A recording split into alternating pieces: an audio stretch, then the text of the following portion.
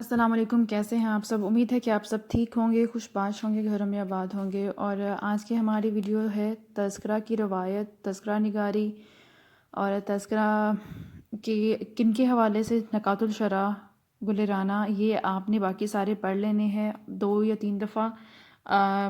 آب حیات کے بارے میں پوچھا گیا ہے۔ میں آب حیات کے تھوڑا سا انٹرویو دے دوں گی۔ تذکرہ نگاری ہوتا کیا ہے، تذکرہ نگاری کی روایت، اس کے بارے میں، کیونکہ جب بھی کوئی بھی کسی بھی چیز کے بارے میں پوچھا جائے گا نا، کسی بھی حوالے سے کہ تذکرہ، یعنی 500 تذکروں کے حوالے میں سے کسی کے بارے میں پوچھا جائے گا تو آپ نے تذکرہ نگاری بتانا، تذکرہ نگاری کی روایت بھی بتانی ہے، پھر اس کے بارے میں لکھنا ہے۔ یہ باقی سب کو ایک دفعہ ریڈ کر لیجئے گا۔ میں آب حیات کے بارے میں آپ کو پرووائڈ کر رہی ہوں۔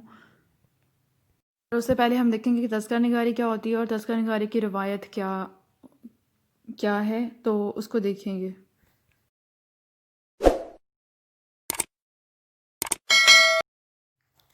تذکرہ نگاری، تذکرہ عربی زبان کا لفظ ہے جس کا مادہ ذکر سے ہے۔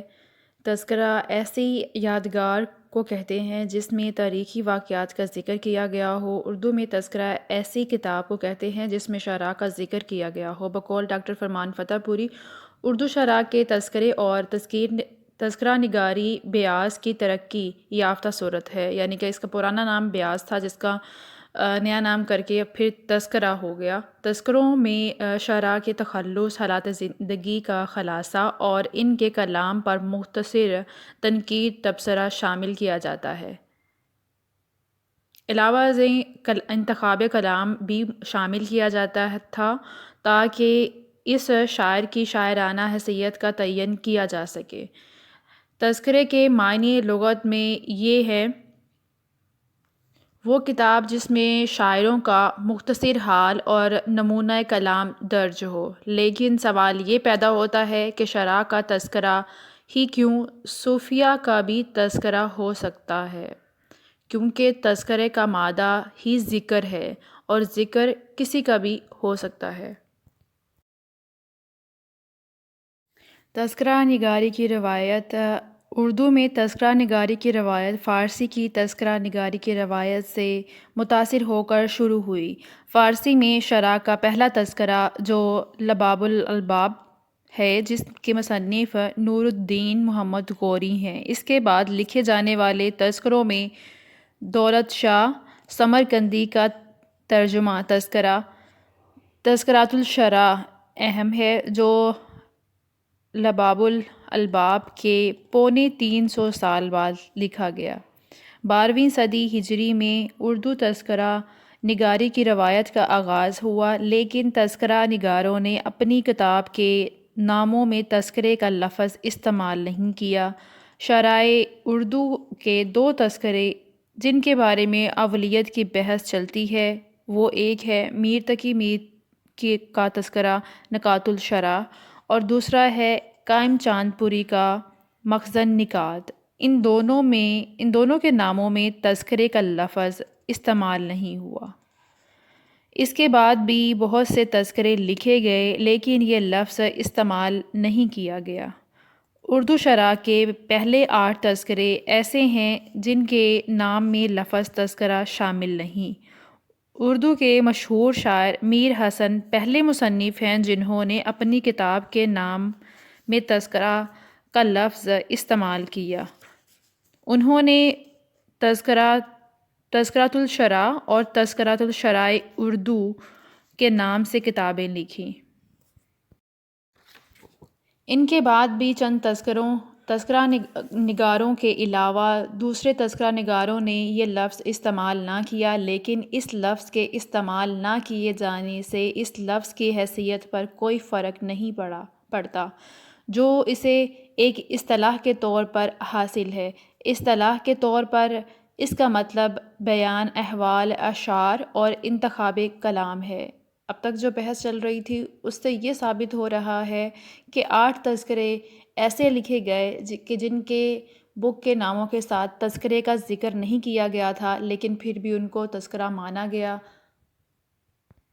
کیونکہ ان کی جو بکس تھیں وہ پھر بھی احوال شعراء کے بارے میں تھی اور انتخاب کلام تھا ان کا۔ جو کہ تذکرہ کی جو بک ہوتی ہے اس کے اصولوں پر پورا اترتا ہے۔ تذکرہ کی ابتدائی شکل بیاض تھی۔ بیاض میں درج کیے جانے والے متفرق اشعار، اقوال اور اقتباسات کو ایک خاص ترتیب میں لے آنے اور ان میں مصنف کے حالات کا اضافہ کر دینے سے تذکرے نے جنم لیا۔ ترتیب میں کوئی بھی لحاظ رکھا جا سکتا ہے۔ ترتیب ابجدی بھی ہو سکتی ہے اور زبائی بھی ہو سکتی ہے اور زمانائی بھی ہو سکتی ہے۔ شرح کے نام کے اعتبار سے بھی اور شرح کے تخلص کے اعتبار سے بھی، شرح کے ادوار کے حوالے سے بھی، کہ آپ اس کی ترتیب کچھ بھی رکھ سکتے ہیں مختلف شرح کے ناموں کے حوالے سے، تخلص کے حوالے سے اور عبارات کے حوالے سے بھی، اور یا پھر ان کے جو اشعار تھے ان میں کیا خوبیاں تھیں، دوسرے شرح سے ان کا کمپیریزن کرنا، ان کے ادوار کی شاعری کیسی تھی، ادوار کے حوالے سے رکھنا اس چیز کو۔ تذکرہ کسی حوالے سے بھی ہو سکتا ہے۔ محقق اردو کے ہاں یہ بحث بہت دیر تک دلچسپی کا موضوع رہی کہ اردو کا پہلا تذکرہ کون سا ہے، کیونکہ دو تذکرہ نگار اس بات کے مدعی ہیں کہ ان کا تذکرہ پہلا تذکرہ ہے۔ وہ دو تذکرے جو اپنے سر پر اولیت کا تاج سجانے کے دعوے دار ہیں، وہ کون سے ہیں؟ ایک میر کا نکات الشرح اور دوسرا قائم کا مخزن نکات ہے۔ قائم کا دعویٰ ہے کہ اس سے پہلے کسی نے تذکرہ نہیں لکھا۔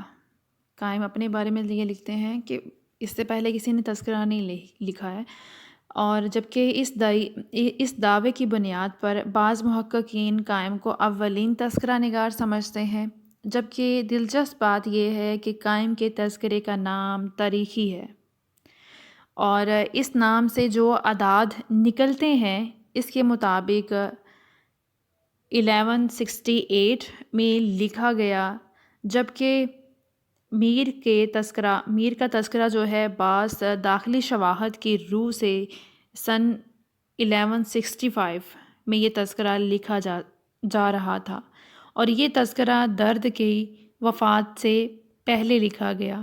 قائم نے اپنے تذکرے میں میر کی معلومات سے بعض جگہ استفادہ بھی کیا۔ اس سے خود قائم کے تذکرے کا متاخر ہونا معلوم ہوتا ہے کہ جب وہ تذکرے میں تذکرہ کیا ہے میر کا، تو قائم اس سے تھوڑی بہت ہیلپ لیتے رہے ہیں، ان کے نالج کو استعمال کرتے رہے ہیں، تو ظاہر ہے وہ کیا ہوگا، وہ دوسرے نمبر والا تذکرہ ہوگا۔ تو پہلے تذکرے کا جو اولیت کا تاج ہے وہ میر تقی میر کے سر جاتا ہے۔ وہ پہلے تذکرہ نگار ہیں، اور ان کی پہلی تذکرہ کی جو بک ہے ان کی، وہ نکات الشرح ہے۔ پہلا تذکرہ یہ ہے۔ اب دیکھتے ہیں آب حیات۔ مولانا محمد حسین آزاد کی تصنیف آب حیات تنقید کی دنیا میں ایک سنگ میل کا سا درجہ رکھتی ہے، جو کہ بیک وقت تنقید بھی ہے اور تذکرہ ادب بھی ہے۔ اگرچہ یہ حقیقت ہے کہ مولانا آزاد کی تنقید ابتدائی درجے کی ہے اور اس میں بہت سی غلطیاں بھی سرزد ہوئی ہیں، مگر اس بات کو بھی پیش نظر رکھنا چاہیے کہ وہ دور خود تنقید کا ابتدائی دور تھا۔ آزاد نے زبان اردو کی تاریخ سے آغاز کر کے کلاسیکی، یعنی کہ زبان کی جو تاریخ تھی اس سے آغاز کرتے ہوئے کلاسیکی اور معاصر شرح کے بارے میں معلومات فراہم کی ہے، اور ان کے کلام کا نمونہ دینے کے بعد کچھ تنقیدی طریقہ سے بھی بات کی ہے۔ جہاں تک یہ بات ہے کہ آب حیات اردو ادب کی تاریخ تنقید کا مجموعہ ہے، تو اس کے تاریخی ہونے میں کوئی شبہ نہیں ہے، کیونکہ اس میں اردو کے تمام قابل ذکر شعراء، حالات زندگی اور کلام کا حتی الامکان احاطہ کیا گیا ہے۔ آب حیات پہلے تذکروں سے زیادہ مختلف تو نہیں، لیکن کسی حد تک بہتر ضرور ہے، کیونکہ اس میں تنقید نگاری کے میدان میں بھی داخل ہونے کی کوشش کی ہے۔ کلیم الدین نے آزاد کی اس عبارت آرائی کا بھی بالخصوص میر حسن کے فارسی میں لکھے ہوئے تذکرہ کے اقتباس سے مقابلہ کیا۔ کلیم الدین احمد آب حیات کے بارے میں لکھتے ہیں کہ اس کی شہرت اور عام مقبولیت کا سبب اس کی انشا پر درازی ہے جو پرانے تذکروں کی طرز پر ہے، لیکن یہی بات اس کی تنقیدی اہمیت کو کم کر دیتی ہے۔ واقعہ نگاری میں بھی آپ نے پرانے تذکروں کا تطبیع کیا ہے اور وہ ایسی منظر کشی کرتے ہیں کہ واقعے کی تصویر آنکھوں کے سامنے گھوم جاتی ہے، اور اس کے ساتھ ساتھ ظرافت کا مادہ بھی کہیں کہیں اس تحریر کا جزو بن جاتا ہے۔ ظرافت یعنی کہ مذاق اڑانا یا مزاح کرنا ظرافت میں آتا ہے۔ 1119 میں جب میر تقی میر سلطنت مغلیہ کے زوال کے باعث دلی چھوڑ کر لکھنؤ پہنچے تو ایک سرائے میں جا کر رہے۔ وہاں پتہ چلا کہ یہاں ایک جگہ مشاعرہ ہے، تو اسی وقت ایک غزل لکھی اور مشاعرے میں جا پہنچے۔ یہاں آزاد ان کی وضع، قطع اور لباس کا جو نقشہ کھینچتے ہیں وہ انہی کا حصہ ہے۔ جب شمع ان کے سامنے آئی تو کسی نے پوچھ لیا کہ جناب کا وطن کہاں ہے، تو اس پر آپ نے فی لبل قطع کہہ کر غزل ترائی میں داخل کر دیا، یعنی کہ اس کے بارے میں پھر انہوں نے ایک قطع لکھا۔ تو اس کو وہ اس طرح قلم بند کرتے ہیں اور اس کے میں 2 اشعار آپ کو پیش کرتی ہوں۔ دلی جو ایک شہر تھا عالم انتخاب میں، رہتے تھے منتخب ہی جہاں روزگار کے، اس کو فلک نے لوٹ کر ویراں کر دیا، ہم رہنے والے ہیں اسی اجڑے دیار کے۔ نواب اسداللہ تک خبر پہنچی تو انہوں نے 200 روپے مہینہ وظیفہ باندھ دیا۔ مختصر یہ کہ آب حیات پرانے تذکروں سے اس لحاظ سے بہتر ہے کہ آزاد ہر شاعر کی ایک زندہ تصویر کھینچ کر رکھ دیتے ہیں۔ ماحول کا قدر تذکرہ شخصیت میں اور بھی نکھار پیدا کر دیتا ہے۔ بعض تصویریں البتہ خیالی ہوتی ہیں، حقیقت سے خالی اور مبالغے سے پر۔ تمہید میں خاص طور پر لفاظی کا غیر ضروری استعمال احساس لطف کو مجروح کر دیتا ہے۔ اگر عبارت آرائی کی بجائے سادہ لفظوں میں منظر کشی کرتے تو آب حیات کی ادبی حیثیت خاصی بڑھ جاتی۔ بہرحال یہ کہنا غلط نہ ہوگا کہ آب حیات کی حیثیت ادب کی تاریخ کی حیثیت سے زیادہ بلند نہیں۔ تنقیدی حیثیت دیکھتے ہیں۔ جہاں تک آب حیات کی تنقیدی حیثیت کے مقام کا تعلق ہے تو موجودہ زمانے کے تنقید نگاروں کی نظر میں آزاد تنقید میں کچھ زیادہ کامیاب نہ رہے۔ انہوں نے اپنے تنقیدی خیالات کا اظہار سب سے پہلے انجمن پنجاب کے مشاعرے میں 15 اگست 1867 کو اپنے پہلے لیکچر میں کیا۔ اس کے علاوہ ان کے دیگر تصنیفات نگارستان، سخندان فارس اور مقدمہ دیوان ذوق میں بھی ان کے تنقیدی خیالات کہیں نہ کہیں مل جاتے ہیں، لیکن تنقیدی لحاظ سے وہ آب حیات سے کم درجہ نہیں۔ اگرچہ آب حیات کا تنقیدی رتبہ بھی کچھ زیادہ بلند نہیں ہے۔ تنقید کی زبان صاف اور سیدھی سادی ہونی چاہیے، جبکہ آب حیات میں عبارت آرائی اور رنگینی کی بہتات ہے۔ آزاد بسا اوقات اپنے موضوع سے ہٹ کر عبارت کی رنگینی میں کھو جاتے ہیں اور اپنے خیالات کو صاف اور واضح طور پر بیان نہیں کر پاتے۔ جوں جوں عبارت انشا پر درازی کے اعتبار سے بلند ہوتی ہے، اسی قدر وہ تنقیدی اعتبار سے گھٹتی جاتی ہے۔ آزاد نے اگرچہ دلی کالج میں تعلیم حاصل کی تھی، جہاں سے مغربی اثرات بھی کسی حد تک انہوں نے قبول کیے، لیکن وہ انگریز پروفیسر سے استفادہ کرنے کے باوجود مغربی تنقید نگاری کے اسلوب سے پوری طرح آگاہ نہ ہو سکے۔ وہ گہرے تنقیدی خیالات سے اکثر محروم پائے گئے۔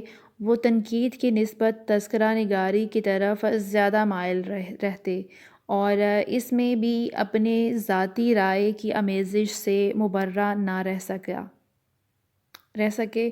اپنے استاد ذوق کی حد سے زیادہ تعریف کرتے ہیں، جبکہ دوسرے ہم عصر شعراء کے صحیح مرتبے کا اعتراف کرنے سے بخل سے کام لیتے ہیں۔ اچھا جی، آگے ہے عباد بریلوی نے احسن فروخی کی اس رائے سے آزاد میں نقد کا ملکہ نہ تھا۔ وہ یہ کہتے ہیں کہ ان میں ناقد نہیں تھا، تنقید کرنے والے کو ناقد کہتے ہیں، کا ملکہ نہیں تھا۔ اختلاف کرتے ہوئے یہ قرار دیا کہ آزاد نے شرح کے کلام پر جچی تلی رائے دی ہے۔ انشاء جو کہ ایک شاعر ہیں اور مصحفی وغیرہ کے ماحول اور زمانے کا جو نقشہ کھینچا ہے وہ اور کہیں نہیں ملتا، یعنی کہ ایک غلط نقشہ کھینچا ہوگا اوبویسلی۔ تو یہاں تک کہتے ہیں کہ تاریخی اعتبار سے آزاد اردو کے پہلے نقاد ہیں جن کے ہاتھوں نظریاتی مباحث کا آغاز ہوا۔ مباحث بحث کی جمع ہے۔ اردو تنقید کا ارتقاء میں کلیم الدین احمد آب حیات پر کی جانے والی آزاد کی خاصی محنت کا اعتراف کرتے ہوئے ان کی غلط بیانیوں کا ذکر کرتے ہوئے کہتے ہیں کچھ غلط بیانیاں دانستہ تھیں اور کچھ غیر دانستہ، اور یہ کہ آزاد میں تنقید کا مادہ کم تھا اور وہ عجلت سے پوری چھان بین کے بغیر ہی رائے قائم کر لیتے ہیں، اور ان میں محنت کاوش کے ساتھ تحقیق کرنے کے بعد نتیجہ نکالنے کا حوصلہ نہ تھا، اور وہ اصل مواد تک پہنچنے اور کتابوں کا مطالعہ کیے بغیر سنی سنائی باتوں پر یقین کر لیتے تھے، اور یہ کہ آب حیات کا وہ حصہ جو اردو زبان کی پیدائش اور ترقی اور اردو شاعری کے ظہور اور مختلف مدارس سے متعلق ہے، وہ ہرگز تسلی بخش نہیں ہے۔ یہ میں نے آپ کو ڈیٹیل سے نہیں بتایا ہے، اس میں کچھ انفارمیشن جو وہ ضروری تھی میں نے آپ کو وہی پرووائڈ کیے ہیں۔ ڈاکٹر عبادت بریلوی کے نزدیک آزاد کی تنقید حسب ذیل خامیوں سے لبریز ہے۔ وہ ان کی 5 خامیاں گنواتے ہیں۔ ان کی پہلی خامی یہ ہے کہ آزاد مشرقی تنقید سے متاثر ہیں، مغربی تنقید سے کم ہی استفادہ کر پائے ہیں۔ انہوں نے نظریاتی تنقید کی طرف توجہ نہ کی۔ یہ دوسری ان کی خامی ہے۔ ان کی تیسری خامی یہ ہے کہ ان کے تنقیدی نظریات سطحی قسم کے ہیں، یعنی کہ تنقید کر دیتے ہیں اور نظریہ اس کے بارے میں جو ان کا ہے وہ پیش کر دیتے ہیں، اس کی چھان بین نہیں کرتے ہیں۔ نمبر 4 پہ ہے وہ تنقید میں تخیل کو کام میں نہیں لا سکے۔ وہ عملی تنقید میں اصولوں کی پابندی بھی نہ کر سکے۔ پھر عبادت بریلوی کہتے ہیں کہ نزدیک تاریخی اعتبار سے آزاد اردو کے پہلے نقاد ہیں جن کے ہاتھوں نظریاتی مباحث کا چراغ روشن ہوا۔ پیچھے آئی تھنک کلیم الدین جو ہیں وہ بھی یہی کہتے ہیں کہ یہ پہلے تذکرہ نگار ہیں جن کے ہاتھوں نظریاتی مباحث کا آغاز ہوا۔ امید ہے کہ اس سے آپ کو کچھ نہ کچھ سمجھ ضرور آ گئی ہوگی، آپ کے مائنڈ میں کچھ بیٹھ گیا ہوگا۔ اپنا بہت خیال رکھیے گا، دعا میں یاد رکھیے گا۔ فی امان اللہ۔